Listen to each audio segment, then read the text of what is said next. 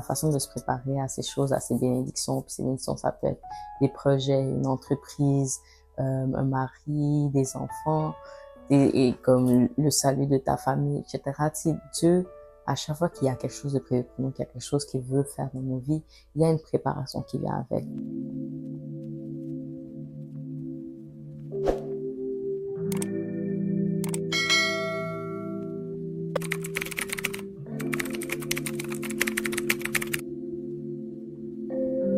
Hello people, bienvenue sur ma chaîne. Je m'appelle Annie, de surnom Anita. Ici, on fait de tout, de la foi, du lifestyle, de la carrière, car je suis infirmière clinicienne, et du voyage aussi parfois. Donc, si il y a des choses qui vous intéressent, abonnez-vous, activez les notifications, laissez un commentaire, aimez cette vidéo et partagez. Ça va faire plaisir de vous accueillir dans la famille. Donc, pour aujourd'hui, on va faire une petite vidéo méditation. Si c'est votre première fois de voir une vidéo de méditation, j'utilise la méthode SOAP, la méthode Scripture, Observation, Application and Prayer. Donc, verset au passage biblique, l'observation de qu'est-ce qui se passe dans ce passage, et l'application, comment ça peut être appliqué dans notre vie maintenant de tous les jours, et une prière pour terminer et sceller cela. Donc, si vous voulez avoir plus d'informations sur la méthode, vous pouvez retourner dans mes anciennes vidéos de méditation où ce que j'ai plus en profondeur sur comment ça se fait, etc. Puis aussi, il y a beaucoup d'informations sur Internet. Donc, je vais moins aller en profondeur dans cette vidéo cette année aussi, puisque on a déjà un peu vu ça. Pardon, désolé. Mais j'utilise quand même cette méthode-là pour méditer la parole de Dieu. Donc, est-ce que le Saint-Esprit amène mon attention dessus. Donc, comme je pense que j'ai déjà dit, si vous aussi vous voulez apprendre à méditer la parole de Dieu, vous pouvez suivre cette méthode, mais toujours prendre le temps de demander au Saint-Esprit de vous révéler qu'est-ce qu'il y a de caché dans sa parole, car comme on sait, comme Jésus parlait en parabole au peuple qui était dehors, dans la Bible, il y a beaucoup de paraboles, beaucoup de comparaisons, beaucoup de choses à aller découvrir derrière la première couche de mots, comme que le Saint-Esprit nous révèle au travers de son intelligence, car l'intelligence de Dieu est beaucoup plus grande que l'intelligence des hommes. Fait c'est sûr qu'il y a d'autres choses de cachées derrière qu'est-ce qui a été écrit. Donc, toujours demander à Dieu qu'est-ce que il veut que vous compreniez de vos lectures. Et voilà, donc le sujet d'aujourd'hui, on va parler trop longtemps non plus. Aujourd'hui, on va parler de la préparation à ce que Dieu veut faire. Donc, pour ça, on va aller dans Esther 2:12, dans la version 8 secondes. Donc, pour mettre en contexte, à ce moment-là, Esther avait été sélectionnée pour être dans les personnes qui allaient comme passer au travers du processus présenté au roi pour qu'il choisisse la nouvelle reine après que Vashti ait été mis à part. Elle a été rassemblée, puis après, elle a été prise sous la surveillance de Hégai, le gardien des femmes, un eunuque, puis qui avait fourni les choses nécessaires pour sa collègue, sa subsistance des jeunes filles, comme vraiment, elle avait la faveur de ce gardien-là et tout. Ça dit dans le 12, chaque jeune fille alla à son tour vers le roi Assuérus après avoir employé 12 mois à s'acquitter de ce qui était prescrit aux femmes. Pendant ce temps, elles prenaient soin de leur toilette, 6 mois avec de l'huile de myrrhe et 6 mois avec des aromates et des parfums en usage parmi les femmes. Puis, quand je lis ça, ça m'a plus vraiment attiré mon attention parce que dans ce passage-là, on décrit une partie du processus que les jeunes filles avaient à faire afin de se préparer à aller devant le roi. Donc, ils devaient prendre vraiment un grand soin de leur toilette avec de l'huile, des aromates et des parfums. Là, j'étais comme, souvent, quand on parle de roi, etc., ça revient comme, c'est vraiment comme une, c'est pas ce qui s'est passé dans la réalité, mais on sait que notre roi des rois, c'est le Seigneur et tout. Donc, il y a vraiment comme une analogie qui est faite avec ça. Puis c'est ça que le Saint-Esprit me disait à ce moment-là. Puis, dans le fond, ça venait me dire que la façon de se préparer à ces choses, à ces bénédictions, puis ces bénédictions, ça peut être des projets, une entreprise, un mari, des enfants, et comme le salut de ta famille, etc. Tu sais, Dieu, à chaque fois qu'il y a quelque chose de prévu pour nous, qu'il y a quelque chose qu'il veut faire dans nos vies, il y a une préparation qui vient avec. Tout comme Esther, avant de pouvoir se présenter devant le roi, avant de pouvoir, genre, possiblement recevoir la bénédiction du roi en devenant cette nouvelle reine, elle avait une préparation à faire. Puis, on va parler en fait aujourd'hui de ce processus-là. Fait que, alors que comme le Saint-Esprit me parlait de ce passage-là, il attire mon attention sur ces deux parties dans ce passage, soit l'huile et les aromates et les parfums. Fait qu'on va passer en premier au travers de l'huile. L'huile, comme on sait, ça parle de l'onction du Saint-Esprit. Puis, si on se rappelle dans l'Ancien Testament, l'huile était utilisée dans les offrandes. Il le vidait sur les offrandes et tout, les offrandes qui devaient être sacrifié, brûlé au feu. Puis, c'était aussi utilisé pour garder allumées les lampes dans le sanctuaire, comme on voit dans Exode 25:5. Il disait précisément que ces lampes devaient être constamment allumées. Donc, là, dans ce passage-là, les jeunes filles prenaient soin d'elles 6 mois avec de l'huile. Pour nous, qu'est-ce que ça veut dire? Ça veut dire qu'on doit s'entretenir à être couvert, saturé par l'Esprit Saint. C'est-à-dire qu'on doit couler dans l'onction, s'assurer aussi que la lumière de Dieu soit constamment à l'intérieur de nous, car 1 Corinthiens 3:16-17 nous dit que nous sommes le temple de Dieu.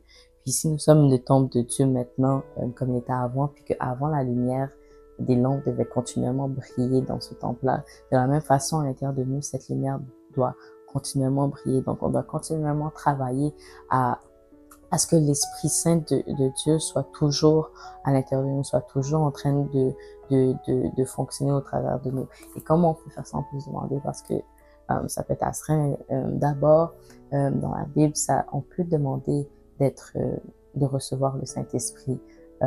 Puis ça peut être juste au travers de notre prière au Seigneur. Ça peut être au travers d'une prière d'un leader spirituel, comme ça a été fait aussi dans la Bible. Ça peut être au travers d'une louange ou adoration, ou en lisant sa parole, l'Esprit Saint peut tomber sur toi et tu peux le recevoir. Mais il faut le désirer, puis après l'avoir reçu, il faut l'entretenir aussi. Pour l'entretenir, il faut savoir que l'Esprit Saint, c'est l'Esprit de Dieu. Ça veut dire qu'il parle selon la parole de Dieu, puisque c'est l'Esprit qui réside en Dieu. Fait qu'il faut connaître sa parole pour pouvoir comme avoir cet esprit et l'entretenir et pouvoir communiquer avec lui, pouvoir comprendre quand cet Saint-Esprit-là nous parle.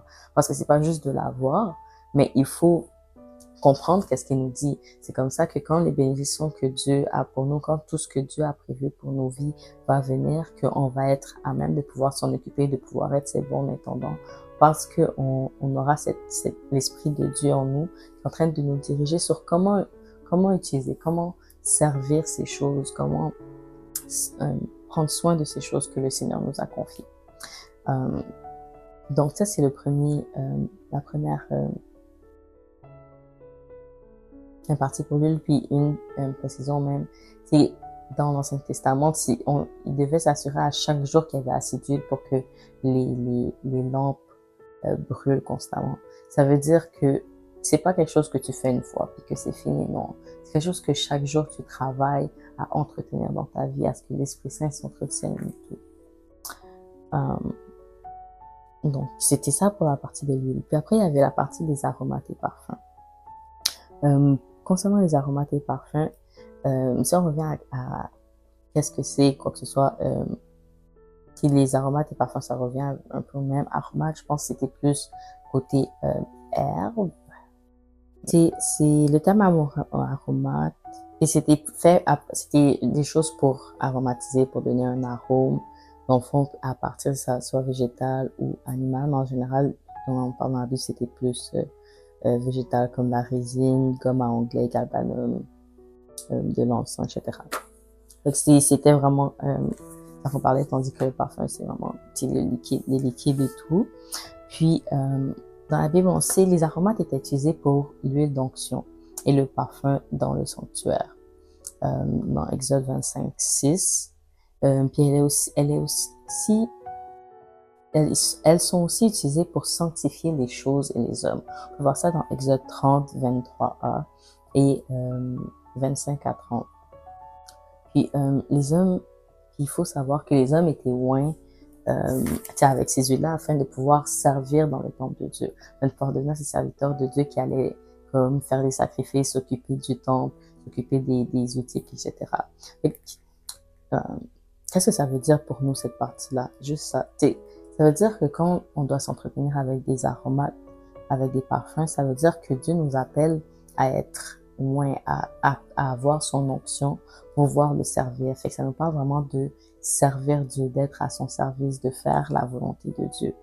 Puis, après ça, on voit au parfum, et ça, vous allez comprendre en quoi ça revient tout ensemble, au service et tout ça.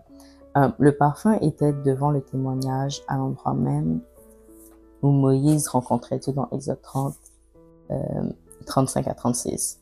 Puis, ce parfum-là a été vu comme saint. Il ne pouvait pas être reproduit, il ne pouvait pas être fait.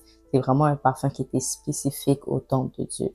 Ça veut dire qu'il y avait une odeur qui était spécifique aussi à la rencontre avec Dieu, parce que c'est là qu'ils allaient pour entendre Dieu, pour rencontrer Dieu.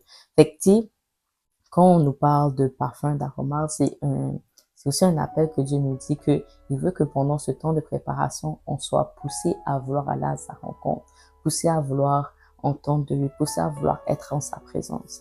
Donc, qu'est-ce que ça veut dire aussi? C'est comment on est dans ces rencontres, comment on peut rencontrer Dieu comme ça. Si on y pense, le parfum, ça parle aussi de sacrifice, comme on peut voir dans Philippiens 4, 18, pardon, et de prière dans Apocalypse 5, 8. Je ne vais pas vous lire toutes les références, mais je vous invite à, quand je l'ai dit, de les noter et tout, d'aller les voir pour vous-même. Puis, on voit dans ces passages que le parfum parle d'un appel à sacrifier afin de rencontrer Dieu. Et aussi, c'est un appel à la prière. Parce que dans le temps de préparation, comme avec les aromates et parfums, Dieu veut que nous nous sanctifions. Donc, ça implique qu'on fasse des sacrifices et qu'on le sert et qu'on ait une importante vie de prière. C'est de cette façon qu'on peut vraiment rencontrer Dieu. Parce qu'il faut se rappeler, comme je disais auparavant, Dieu est un Dieu saint. On le rencontre que dans la sainteté. C'est-à-dire que, si on dit que c'est avec un cœur pur qu'on peut voir Dieu.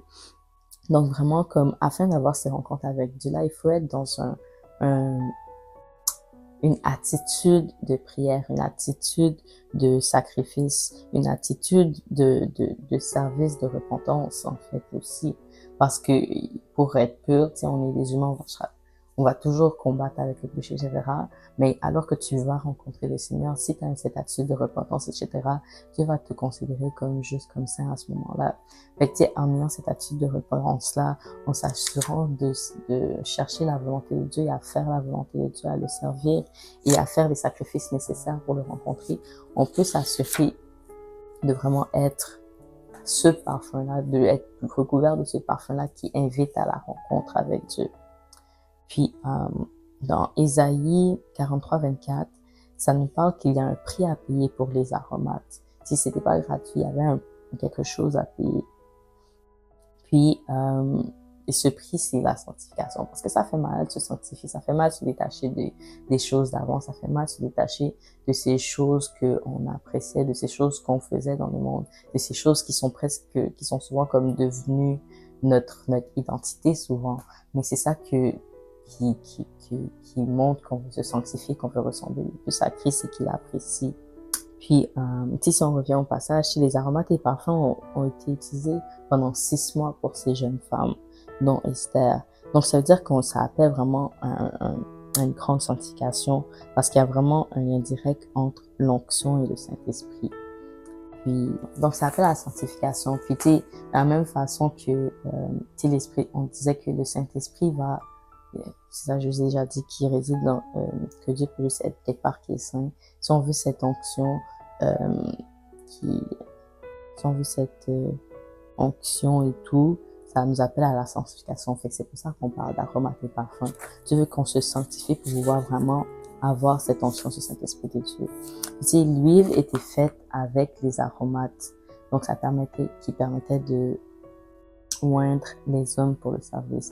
Donc, c'est aussi un appel à servir Dieu et dans le naturel. C'est-à-dire que pendant ce temps, ce qu'on attend de recevoir, c'est l'émission de Dieu, de pouvoir vraiment aller dans notre ministère, aller dans faire cette entreprise, trouver oui, avoir notre mari ou notre femme si vous êtes un homme ou si vous n'êtes pas encore marié, tu sais, nous avoir ces enfants-là, tu sais, toutes ces choses que Dieu nous a promis ou qu'on attend de Dieu. Tu sais, il faut être dans un espace où ce qu'on sert et sert Dieu, mais aussi sert beaucoup dans le naturel parce que le service dans le naturel, ça va vraiment t'apprendre comment fonctionne la hiérarchie de Dieu. Parce que quand on est fort puis on sert pas, etc., même si tu viens à l'église et tout, si tu vois pas comment la hiérarchie de Dieu fonctionne, puis tu sais, Dieu, c'est un Dieu d'ordre. Il a mis des autorités, il a mis des leaders en place, des personnes en place dans différents ministères pour certaines raisons. Et chacune de ces personnes te permet d'apprendre quelque chose.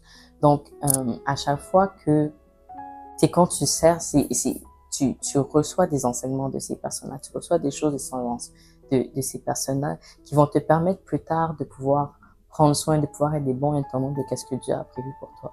Là, aussi, servir dans le naturel, ça te permet de travailler ton humilité parce que souvent, quelque chose qui est vraiment difficile avec, je parle même pour moi-même, mais dans le sens pour notre génération, beaucoup, c'est d'obéir aux autorités, d'obéir aux gens qui sont au-dessus de nous, aux leaders, etc., de faire confiance à ces gens-là qui sont au-dessus et d'apprendre à écouter et à obéir promptement et à faire qu'est-ce qu'on nous dit. Puis, parce que, si on n'est pas capable d'obéir à des gens qui sont en face de nous, comment on veut obéir à quelqu'un qui est, on va dire, bien loin parce qu'il est au ciel puis qu'on ne le voit pas, c'est encore plus immatériel que quelqu'un qui nous regarde dans les deux yeux, vous voyez. Donc, quand tu sers dans le naturel, t'apprends vraiment à obéir, t'apprends l'obéissance, t'apprends l'humilité, t'apprends à garder et à comprendre que comme oui, tu peux penser quelque chose, oui, tu peux penser que qu'est-ce que faire cette façon masculine, etc. Mais il y a des gens qui étaient là avant toi, qui ont mis des protocoles en place avant toi, qui ont fait les choses avant toi. Puis oui, ils vont être ouverts à ce que éventuellement tu parles, tu proposes des idées, etc. et tout. Mais comme, là, ça va te permettre de vraiment apprendre à reposer sur les autres et à écouter les autres et à faire qu'est-ce qu'on te dit. Parce que, quand Dieu va te donner ce ministère, va te donner cette famille, va te donner ses maris, va te donner ses finances, va te donner cette entreprise, il va te donner des directions par rapport à ces choses-là qu'il va vouloir que tu suis, il va vouloir que comme tu mets en place. Si t'es pas capable d'écouter qu'est-ce que tu dis, qu'est-ce que cet esprit dit, ça avec en apprenant à être dans sa présence et à écouter sa voix et à comprendre comment le Saint-Esprit parle. Mais si là, c'est la première étape. Mais si après avoir écouté, t'es pas capable d'obéir, alors pourquoi Dieu te donnerait ces trésors-là? Si c'est comme il dit de pas donner comme des perles au cochon, il parle de sa parole, mais même ces bénédictions-là, il va pas les donner à n'importe qui, il va les donner à des gens qui sait est capable d'obéir à sa parole, d'obéir aux directions qu'il va donner pour pouvoir prendre soin de ces choses. Car chaque chose que le Seigneur nous donne est un trésor pour lui. C'est tout ce qui appartient au Seigneur et a une valeur inestimable. Fait qu'il veut pas le gaspiller dans les mains de n'importe qui. Donc, quand tu sers, ça t'apprend l'humilité, ça t'apprend à obéir pour que quand après le Seigneur te met dans une position où c'est toi qui dois prendre soin, c'est toi qui dois guider ou c'est toi qui dois comme être dans les têtes pensantes, que tu sois capable d'obéir à ce que son Saint-Esprit va te dire. Ça, c'est la deuxième chose. Puis, servir, il y a des bénédictions qui sont attachés au service. Et quand tu sers, le Seigneur il voit chacun des sacrifices que tu fais quand tu sers dans le naturel. Il voit comme tout ce que tu fais, comme te lever tôt, le temps mis, toutes les choses que tu mets de toi, de ton argent, de ton temps, toutes ces affaires-là que tu fais dans le service dans le naturel, le Père le voit et il te le rend, il te récompense. Je vais mettre dans la vidéo la référence parce que là, elle ne vient pas, mais c'est vraiment c'est écrit dans la Bible que comme chaque ouvrier recevra son salaire. C'est pas cette référence-là, mais c'est une autre référence qui peut être prise. Fait que chaque chose que tu fais, tu vas recevoir ta récompense pour cela. Donc le Seigneur, il se souvient de toi, il va se souvenir de toi. Fait que alors que comme tu travailles pour les autres à faire avancer, comme ça devient aussi ton ministère au final là, mais alors que tu travailles sous le commandement, si on peut dire, de quelqu'un d'autre, Dieu est en train de préparer certaines bénédictions, certaines récompenses qui vont venir avec ces choses qu'il va te donner plus tard pour t'occuper. Et le service naturel est vraiment important. Et tu sais, c'est à peu près ça que j'avais sorti dans dans ce passage-là. Comment l'huile et comment les aromates, ce qui revient à l'onction, le Saint-Esprit de Dieu, et servir, rencontrer Dieu et la sanctification peut nous amener à nous préparer pour tout ce que le Seigneur a pour nous. Donc, j'espère vraiment que c'était un encouragement pour vous, pour vraiment chercher Dieu davantage, chercher à avoir son Saint-Esprit, à être dans sa présence, à le servir, à avoir des rencontres avec lui, à chercher la sanctification.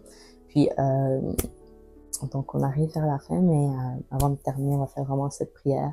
Donc, puis prier avec moi pour vraiment venir sceller ces enseignements dans nos cœurs, dire à Dieu qu'on a entendu puis qu'on va prendre un engagement de mettre en place ces choses et travailler vraiment à être préparé à ce fait que, afin que quand les bénédictions qu'il a pour nous arrivent, que nous soyons prêts à nous en occuper, que nous soyons formés pour s'en occuper et que nous ayons tous les outils et nécessaires pour pouvoir en prendre soin comme il s'attend à ce que nous le fassions. Donc on va prier. Grand Dieu puissant, Dieu d'amour, de fidélité, merci Seigneur Dieu pour ce moment que tu nous as permis de passer ensemble pour aller plus profondément dans ta parole. Seigneur Dieu, tu nous as parlé aujourd'hui que afin d'être préparé à pouvoir recevoir ce que tu as pour nous, à pouvoir prendre soin de ces bénédictions, prendre soin de ces choses que tu as déjà déclarées d'avance pour nos vies, il y avait une certaine préparation, un processus à faire. Seigneur Dieu, tu nous appelles à avoir ton Saint-Esprit, ton onction, à être dans ton service, à chercher, Seigneur Dieu, à te rencontrer, à chercher, Seigneur, à nous purifier et à chercher, Seigneur Dieu, à vraiment faire ta volonté. Alors que nous ouvrons nos cœurs, Seigneur Dieu, à être ces instruments pour toi, viens, Seigneur Dieu, nous fortifier afin que nous puissions marcher dans cette voie et nous puissions faire, Seigneur Dieu, ce que tu nous appelles à faire. Aide-nous, Seigneur Dieu, à vraiment, Seigneur Dieu, recevoir ton Saint-Esprit dans nos cœurs, recevoir ton Saint-Esprit et entendre de toi, Seigneur Dieu. Aide-nous à passer plus de temps dans ta présence, à pouvoir t'écouter, à pouvoir entendre de toi, à pouvoir, Seigneur Dieu, t'adorer, Seigneur Dieu, lire ta parole vraiment pour apprendre qui tu es et comment tu parles, Seigneur. Et aide-nous, Seigneur Dieu, à être toujours dans une attitude de repentance, Seigneur Dieu, afin que nous puissions avoir un cœur saint devant toi et pouvoir, Seigneur Dieu, te voir. Aide-nous, Seigneur Dieu, à vraiment pouvoir te rencontrer, Seigneur Dieu, chaque jour, Seigneur Dieu, et à avoir toujours cette soif, Seigneur Dieu, pour toi. Et que, Seigneur Dieu, alors que, Seigneur Dieu, nous servons, alors que nous servons dans le naturel, pour ceux qui servent déjà, fortifie-les. Pour ceux qui ne servent déjà, Seigneur Dieu, ouvre leur cœur, Seigneur Dieu, à un ministère, Seigneur Dieu, ouvre les portes, Seigneur Dieu, dans leur lieu, Seigneur Dieu, de culte, afin qu'ils puissent, Seigneur Dieu, servir pour ton royaume. Et que, Seigneur Dieu, tu leur permets, Seigneur Dieu, d'apprendre, Seigneur Dieu, de toi et de pouvoir, Seigneur Dieu, prendre ces enseignements pour les appliquer à ces bénédictions que tu as préparées pour chacun d'entre nous. Au Seigneur, nous te disons merci. Merci pour ces bénédictions. Merci pour ces choses que tu as préparées pour tes enfants. Merci, Seigneur Dieu, d'avoir pensé à nous et d'avoir été fidèle et de nous préparer, Seigneur Dieu, pour voir tes promesses s'accomplir. Merci, Seigneur, au nom puissant de Jésus. Amen. Amen. Merci à tous. J'espère que vous passez une bonne journée, une bonne soirée. Merci d'avoir écouté cette vidéo. Abonnez-vous si ça vous a plu. Laissez un commentaire, laissez un like, partagez. Ça fait plaisir de vous lire et de vous voir. Bye bye, je vous aime.